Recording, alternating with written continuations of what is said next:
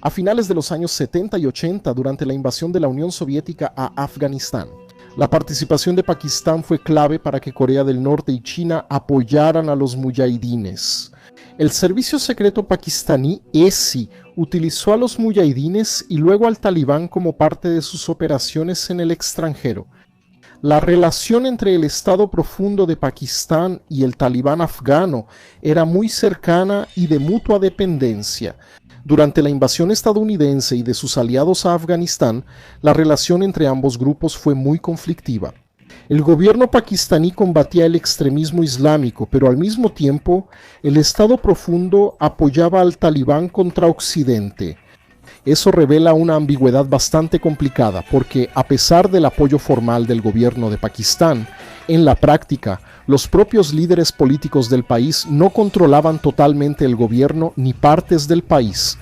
Era una relación muy frágil y compleja, de equilibrio, muy difícil, así que no era como si Occidente pudiera invadir o atacar a gran escala a Pakistán, porque cualquier movimiento equivocado y los extremistas podrían ampliar su influencia en el país. Estados Unidos realiza ataques con drones y operaciones especiales limitadas, evitando presionar al gobierno de Pakistán para no aumentar la radicalización. De hecho, las negociaciones de Trump con los talibanes para la retirada de Estados Unidos de Afganistán se llevaron a cabo precisamente a través de la intermediación de los pakistaníes. Sin embargo, ahora, después de más de 3 años y yendo en contra de décadas de una relación profunda, los talibanes de Afganistán están atacando a Pakistán. Un conflicto poco cubierto por los medios podría convertirse en el peor escenario geopolítico global.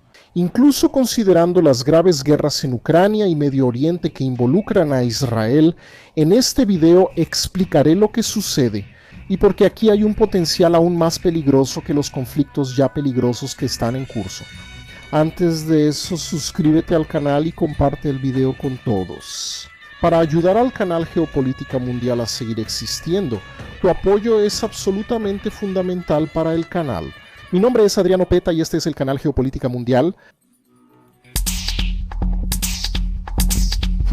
Hasta la próxima, adiós. Pakistán se encuentra en el sur de Asia y limita al oeste con Irán, al norte con Afganistán y al este con China e India. Tenemos las montañas del Himalaya que se extienden hacia la cordillera del Hindu Kush al suroeste y la meseta árida y poco poblada de Baluchistán.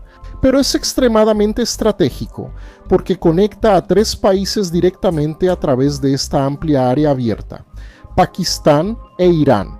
Pakistán es el punto de interconexión entre estos 3 países. Al sur está el desierto de Thar y una costa de 650 kilómetros sobre el mar Arábigo, clave para el comercio mundial. Aquí nació la civilización hindú, pero en el siglo VIII las agresiones islámicas volvieron la región mayormente islámica.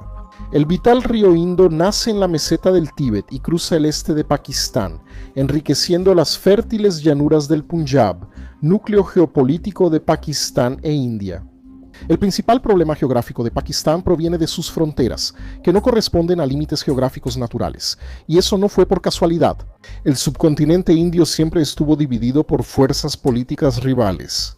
A veces alguna facción dominaba la mayor parte del territorio, pero nunca su totalidad. Pakistán, India y Bangladesh fueron creados por el imperialismo. Pakistán se formó en 1947 al separar regiones del noroeste y noreste de la India, de mayoría musulmana. Pakistán ya buscaba ampliar su influencia en Afganistán, para asegurar profundidad estratégica y evitar que Kabul quedara bajo la influencia de Nueva Delhi, lo cual sucedió. El problema ocurre al oeste, en la frontera Pakistán-Afganistán llamada Línea Durand. Ese ha sido el punto de discordia desde su creación por los británicos en 1893. Afganistán sostiene que su frontera real llega hasta el territorio pakistaní, incluyendo la región tribal pastún, dividida entre ambos países. Y como el terreno montañoso hace que la región sea difícil de gobernar, haciendo que la frontera sea altamente porosa, el gobierno pakistaní nunca logró establecerse en la región. La situación empeoró tras la invasión estadounidense de 2001, cuando refugiados afganos y líderes talibanes se ocultaron en esa zona. Sin embargo, durante 20 años, Pakistán se mantuvo alineado con los talibanes, apoyando a la organización para retomar el poder en el país, lo cual se concretó en 2021. Las relaciones talibanes-Pakistán se volvieron tensas, ahora por actividades militantes transfronterizas. Pakistán intensificó recientemente sus operaciones militares en la frontera con Afganistán, acusando al gobierno talibán de albergar militantes del Tehrik-e-Taliban Pakistán, o TTP. Este grupo, conocido como los talibanes pakistaníes, es una organización yihadista con lazos históricos con los talibanes afganos, pero con objetivos diferentes. Los talibanes afganos buscan consolidar su poder en Afganistán, mientras el TTP intenta derrocar al gobierno pakistaní y establecer un régimen teocrático en Islamabad. El 25 de diciembre de 2024, Pakistán lanzó ataques aéreos en la provincia afgana de Paktika, alegando que atacaba bases del TTP. Los bombardeos causaron 46 muertes según autoridades afganas. Islamabad justificó los ataques como respuesta a atentados en Pakistán atribuidos al TTP. El 27 de diciembre de 2024, el gobierno afgano, controlado por los talibanes, anunció ataques de represalia contra objetivos dentro de Pakistán, acusando al país de promover operaciones militares que violan la soberanía afgana. Hasta el día 28, 19 pakistaníes y 3 afganos civiles fueron asesinados. Esa cifra aumentó posteriormente. Y el motivo de este problema es esa vieja línea Durand que mencioné hace un momento. Afganistán nunca reconoció oficialmente esa frontera, y para Pakistán la línea Durand es un límite internacional legítimo. Los afganos ven que esa línea representa una división arbitraria de comunidades étnicas, como los pastunes, que viven a ambos lados de la frontera. Desde el regreso de los talibanes al poder en Afganistán, el TTP amplió sus operaciones en Pakistán, aumentando ataques a fuerzas de seguridad y civiles. El fin del alto el fuego por el TTP en 2022 marcó un aumento de violencia con ataques a puestos militares y ciudades de Pakistán. Un gobierno pakistaní acusando al gobierno afgano de ser indulgente con el TTP, es decir, de apoyar a la organización, lo que permitió que militantes encuentren refugio en Afganistán, donde se organizan y se reabastecen para más ataques contra Pakistán. Tras su triunfo militar en 2021, el talibán afgano busca mostrar autosuficiencia y rechaza la influencia de antiguos aliados como Pakistán. Y no es para menos. Estados Unidos y sus aliados de la OTAN fortalecieron al talibán al dejar un arsenal militar valuado en decenas de miles de millones de dólares. Y tras entrenar intensamente a militares afganos por más de 20 años, estos luego se unieron al talibán. El talibán evolucionó de pastores mal armados en 2001 a una fuerza militar en 2021, mientras Pakistán enfrenta una crisis económica y política.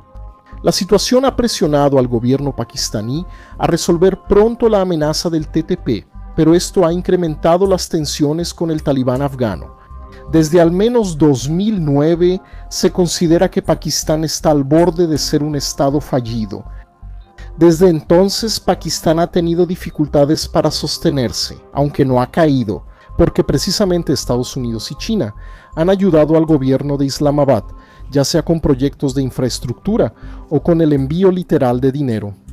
Irónicamente, incluso la India, su mayor rival, ha ayudado al país, que si bien por un lado los indios detestan a Pakistán, por otro, no quieren ver a su vecino colapsando y ardiendo, porque saben que si eso pasa afectará a la propia India. Aunque resolvieron el problema, solo aplazaron la situación porque el gobierno pakistaní no aprovechó para reestructurar su política interna, lo que obviamente sería difícil con el propio Deep State del país, sobre todo su servicio secreto, el ISI, siendo el principal abastecedor de los talibanes y frecuentemente obstaculizando los esfuerzos del propio gobierno. Entonces estamos hablando de un país que desde hace casi 15 años viene arrastrando el riesgo de un colapso. Varias partes del país están fuera del control estatal. Las áreas aún bajo ese control sufren desempleo, hiperinflación, crisis hídrica y más radicalismo islámico. Sin embargo, el problema es que Pakistán, además de tener una población de casi 240 millones de personas, en su mayoría hombres, jóvenes, en edad militar y desocupados, lo que ya sería un peligro colosal. Encima de eso, Pakistán posee armas nucleares. Mientras que Pakistán está armado con armas nucleares del siglo XXI, se mantiene unido por un ejército semiprofesional de finales del siglo XX. La mayor parte de su población, a pesar de ser una clase media políticamente activa y de tener una población urbana densa, todavía vive en condiciones premodernas. En varias partes del país, sobre todo en las áreas predominantemente rurales, que están ampliamente definidas por identidades regionales y tribales. Esa inestabilidad política de Pakistán es su mayor vulnerabilidad y el mayor riesgo del mundo. Sí, yo lo considero un riesgo mayor, incluso más que la grave guerra entre Occidente y Rusia en Ucrania y los conflictos israelíes en Medio Oriente. Porque en esos dos casos, que aunque son muy graves, estamos hablando de autoridades estatales organizadas y centralizadas. Incluso en el caso de Medio Oriente, las milicias y grupos terroristas, a pesar de la impresión de caos, responden y resisten a fuerzas políticas mayores, estados nacionales que tienen estrategia y organización, pero no es el caso aquí en Pakistán.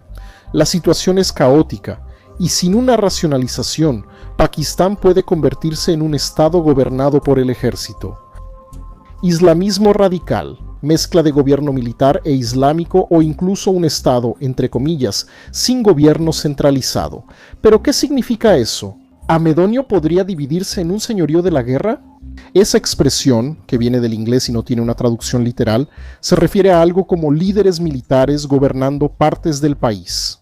Como ocurrió en China antes de la guerra civil y más recientemente en África y Siria, en el caso de Pakistán hablamos de warlordismo con armas nucleares, lo que causará mayor inestabilidad regional. Analistas han dicho que esta inestabilidad, a partir del Talibán, puede preocupar tanto a Rusia como a China. Sí, eso puede pasar, pero a largo plazo, no pronto. Eso es porque en este momento Moscú y Kabul han mantenido por ahora una relación aceptable y estable. La relación con los chinos es clave para los africanos, pues sin ellos Afganistán tendría desabasto de alimentos, medicinas, productos industriales y otros bienes modernos. Por ahora, Rusia y China no sentirán mucho el efecto, pero a largo plazo será distinto. Porque sí, esa inestabilidad pakistaní y la expansión de la yihad del Talibán podría alcanzar Asia Central, que es un punto vulnerable para Rusia, y presionar la región de Xinjiang, en China. Pero a corto plazo esa inestabilidad pakistaní va a atormentar más inmediatamente a la India. Eso porque un volumen muy grande de refugiados por sí solo ya es un factor de inestabilidad. Pero en este caso estamos hablando de un país, la India, que ya viene sufriendo choques de violencia religiosa y cultural.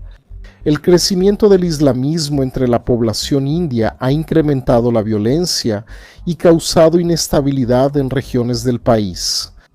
Por lo tanto, un flujo de refugiados islámicos provenientes de Pakistán va a intensificar aún más esta crisis india, que ya es bastante delicada. Estamos hablando en este caso de una India aún más tumultuosa de lo que ya es, corriendo el riesgo incluso de sufrir una guerra civil en un futuro a mediano plazo. Como consecuencia de una inestabilidad pakistaní, esto tendrá consecuencias globales y no solo regionales.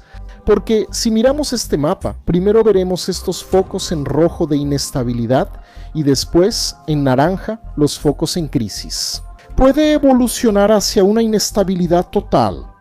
La oportunidad de una implosión pakistaní rodea esta columna, en la que está Irán y parte de la península arábiga. Esa presión sobre Irán puede llevar a dos circunstancias. La primera es que Irán se vea en la situación de no tener otra opción más que desarrollar sus armas nucleares. Creo que puede suceder pronto, quizá en 2025. Y la segunda, que los iraníes, en parte también por la crisis demográfica, terminen sucumbiendo ante la furia islámica. Además, con el alto riesgo de que esto involucre a la India, enfrentaremos una crisis humanitaria sin precedentes. Involucrará a los 240 millones de pakistaníes y 1.500 millones de indios. Si involucra a la India, también afectará a los 170 millones de bangladesíes, que como Pakistán están cerca de ser un estado fallido. Asia Central también va a estar vulnerable a acabar siendo envuelta por ese arco de inestabilidad, ya que eso afectará la demografía por causa de la recepción de refugiados y también van a afectar su comercio y abastecimiento. Estamos hablando de una zona que involucrará a una parte significativa de la humanidad, el acceso a las principales rutas comerciales, marítimas y terrestres, y que está conectada a otras áreas sensibles y diferentes a las de décadas pasadas. No estamos hablando de zonas en riesgo o en crisis, sino de una situación de inestabilidad total, inestabilidad plena, ya sea por medio de guerra civil o por guerra. Entre los países, Myanmar al este, también inestable, donde el gobierno no controla todo el país desde hace varias décadas, no tendrá medios para lidiar con un vecino en llamas, lo que va a afectar el estrecho de Malaca, el estrecho más importante del mundo.